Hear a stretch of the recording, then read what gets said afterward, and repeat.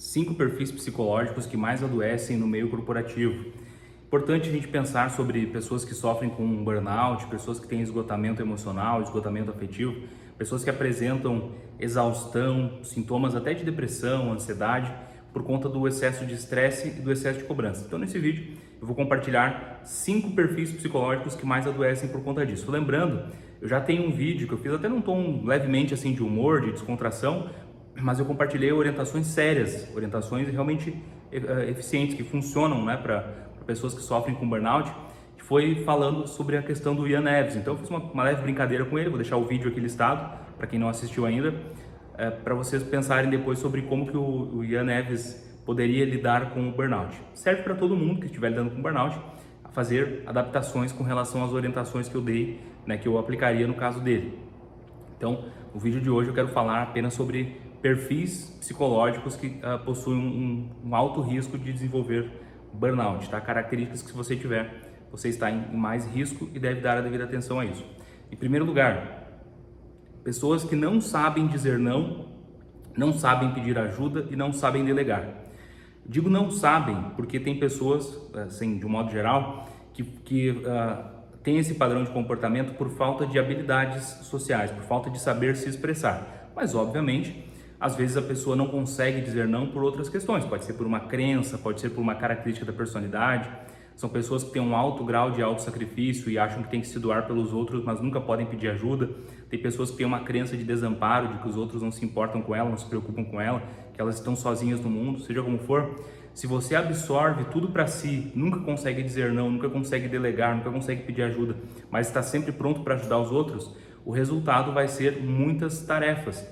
E o seu chefe que está te passando tarefa, você está resolvendo, para ele está tudo certo, para a empresa está tudo certo, para os seus colegas está tudo certo. Então, essa característica ela é um potencial fator de risco. Muito importante dar a devida atenção a isso.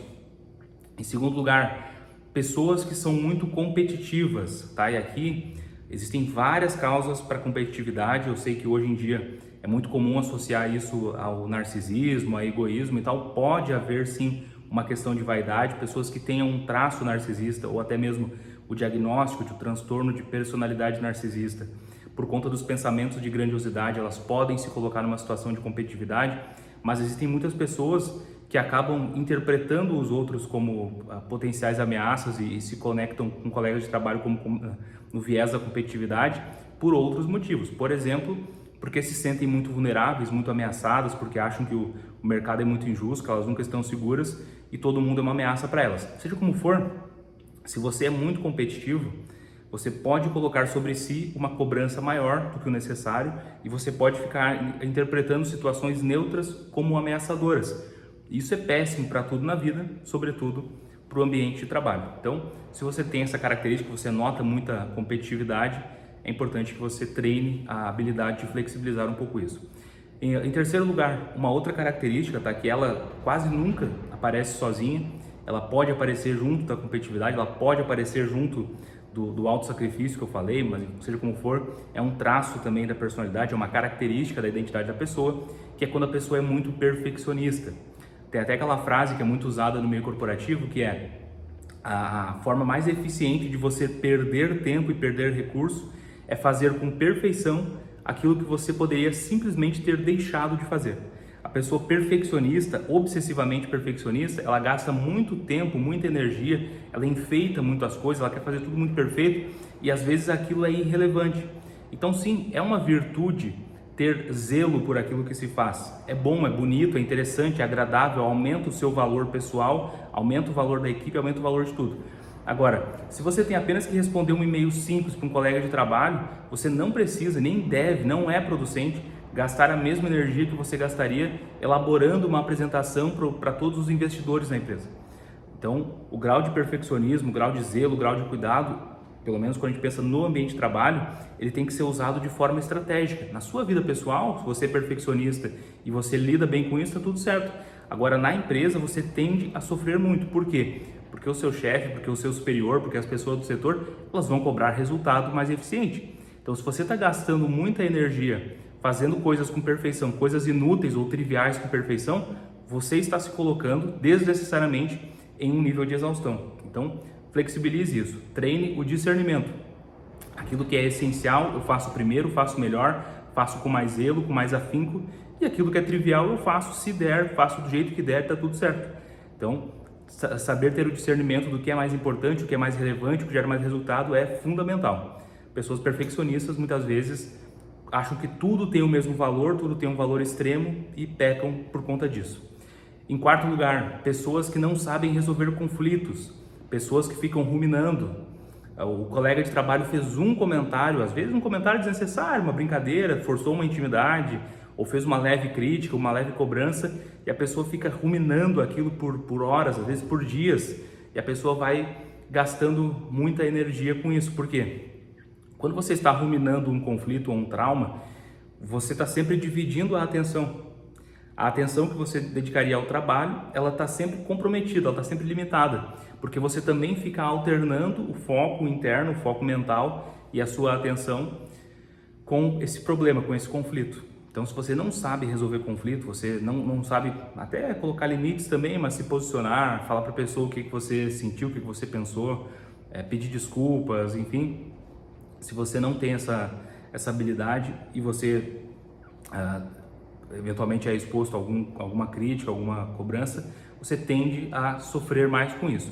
E quanto mais exigente, quanto mais responsabilidade você assumir, quanto maior a exigência da sua área, da sua profissão, pior vai ser. Porque, evidentemente, quanto mais responsabilidade você assume, mais exposto você está ao risco de receber uma crítica, uma cobrança, um comentário, alguma coisa assim. Então, essa característica psicológica é fundamental. E em quinto lugar, talvez a mais importante, a mais essencial para a geração atual, muito tem se falado sobre a geração Z, é a capacidade de assumir responsabilidade de forma honesta e de reconhecer as suas falhas.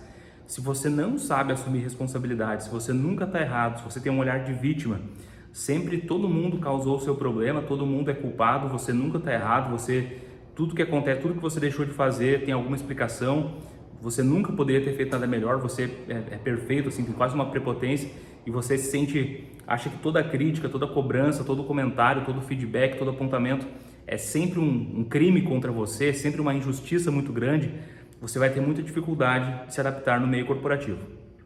Tudo que eu estou falando aqui, eu estou falando de características psicológicas que não invalidam a legitimidade da interpretação da pessoa sobre coisas que realmente acontecem, coisas indesejadas que realmente acontecem. Então, sim, se você não sabe dizer não, por exemplo, você vai sofrer mais, mas evidentemente tem pessoas que são muito aproveitadoras, pessoas que são manipuladoras, que vão abusar de você e pessoas que não fazem isso. Então, às vezes, sim, a culpa, a responsabilidade, a causa da sobrecarga está no meio externo. Se você, por exemplo, é muito competitivo, sim, você vai sofrer mais, mas tem pessoas que provocam isso. Tem pessoas que tentam te diminuir, tentam te humilhar. Então, sim, às vezes o que faz você se sentir, ter esse olhar de competitividade pode ser, sim, o ambiente externo. Da mesma forma, se você não assume a responsabilidade sobre o seu erro, sobre a sua parte, sobre a sua tarefa, o seu desempenho, sim, você vai sofrer com relação a isso e vai ter um prejuízo no trabalho. Mas muitas vezes a pessoa que nos cobra, ela não sabe se expressar, ela não sabe ser coerente, ela não sabe passar uma informação clara, precisa, objetiva. Então, sim, às vezes tem muitas características também externas dos líderes, dos gestores, dos nossos chefes, que podem estar aumentando o nosso grau de exaustão.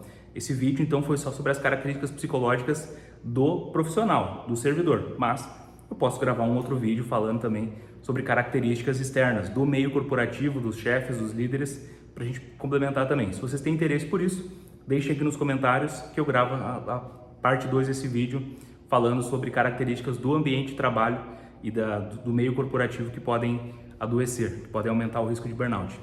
Mas queria saber também de vocês o que vocês acham do tema em si. Vocês têm interesse por questões de produtividade, de burnout? Vocês querem saber mais sobre como lidar com conflitos e cobrança no mercado de trabalho? Deixem aqui nos comentários dúvidas, deixem curiosidades e convido vocês também a apoiarem o meu canal, porque lá na minha área de membros, não só eu disponibilizei o meu e-book, o Manual da Rotina Otimizada, está numa das últimas postagens, é só clicar no link, vocês vão receber gratuitamente, né, todo mundo que for membro, como nas reuniões mensais que a gente faz, e em breve eu divulgo a data aqui da reunião de março, eu posso aproveitar para fazer uma aula também, um treinamento, alguma coisa exclusiva para vocês que são apoiadores, para falar sobre produtividade e gestão de conflitos. Então, se vocês quiserem apoiar meu canal, cliquem no botão aderir e vejam as opções. Certo, gente? Aguardo os comentários de vocês então e nos vemos no próximo vídeo. Muito obrigado pela atenção.